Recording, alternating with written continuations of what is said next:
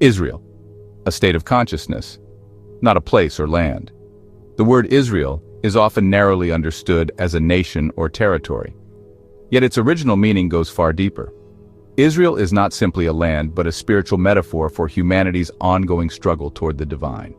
The understanding of Israel as a state of consciousness or spiritual striving originates from its biblical meaning. Israel, a spiritual concept. We will take our first steps towards this level of understanding with the biblical story of Jacob, the central piece to this puzzle. In his long night of wrestling with the angel, Jacob refuses to let go until he is blessed. At dawn, he is renamed Yisra-El, meaning one who struggles with God or straight to God. This name change was not just about a man, but about a pattern of existence, the soul that grows through struggle.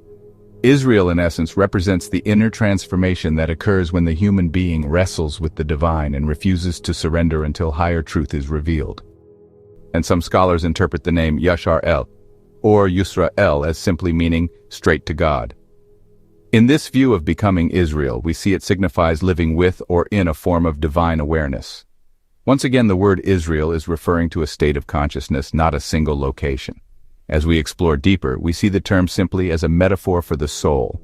Mystical Jewish traditions such as Kabbalah have interpreted the land of Yisra-El as a metaphor for the human body.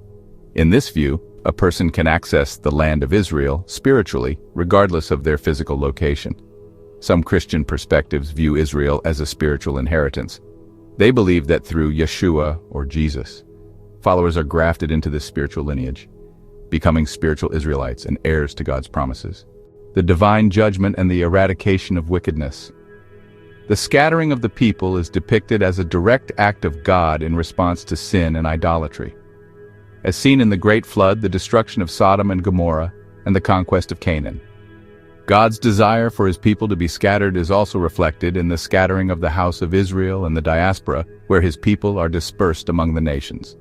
So, metaphorically speaking, if the place we know of today as Israel was destroyed or removed from that land, does it then mean that God has no residency here on Mother Earth? No, it doesn't, for the original inhabitants of that land were scattered about the earth. Scattering is not merely seen as a form of punishment, but also a means of growth and expansion.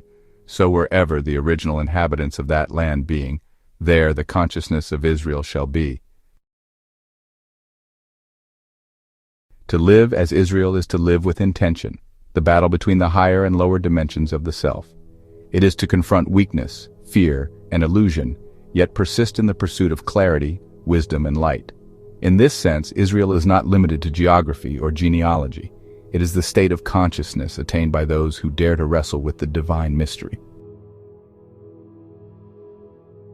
The theme of inner struggle is not unique to the biblical tradition. In Kemet, or ancient Egypt, a similar drama unfolds in the myth of Heru and Set. Heru, representing divine order, kingship, and the higher self, wages continual struggle against Set, the principle of chaos, ego, and separation. This battle is not simply historical or mythological, it is psychological and spiritual.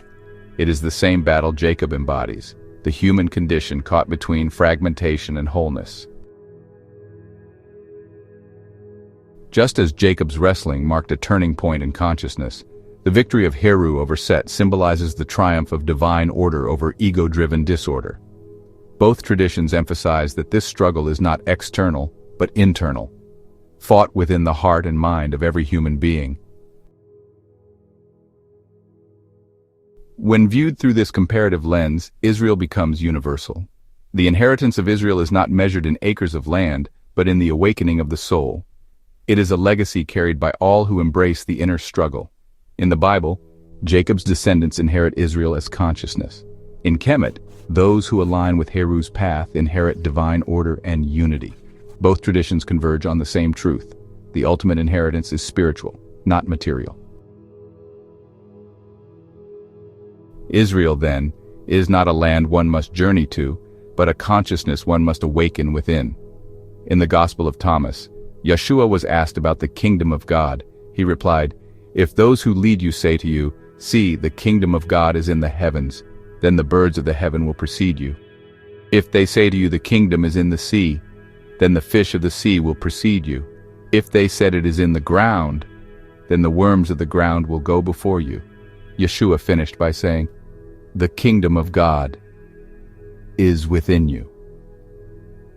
When you know yourselves, then you will be known, and you will know that it is you who are the sons of the living Father. Yisra-El.